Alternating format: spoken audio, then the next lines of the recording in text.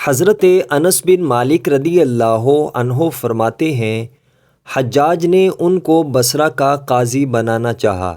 حضرت انس رضی اللہ عنہ نے فرمایا، میں نے رسول اللہ صلی اللہ علیہ وآلہ وسلم کو یہ ارشاد فرماتے ہوئے سنا ہے کہ جس شخص نے قضاء کی طلب کی اور اس پر کسی کی مدد مانگی وہ اسی کے سپرد کر دی جائے گی، اور جس نے اس کو طلب نہیں کیا اور نہ اس پر کسی سے مدد مانگی اس پر ایک فرشتہ مقرر کر دیا جاتا ہے جو فیصلوں میں اس کی مدد کرتا ہے۔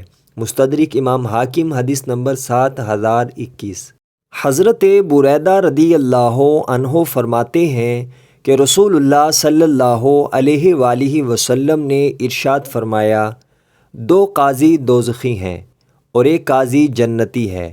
ایسا قاضی جو حق کے مطابق فیصلہ کرتا ہے وہ جنتی ہے، اور ایسا قاضی جو نا انصافی کرتا ہے وہ دوزخی ہے، اور ایسا قاضی جو جہالت میں فیصلہ کرتا ہے وہ بھی دوزخی ہے۔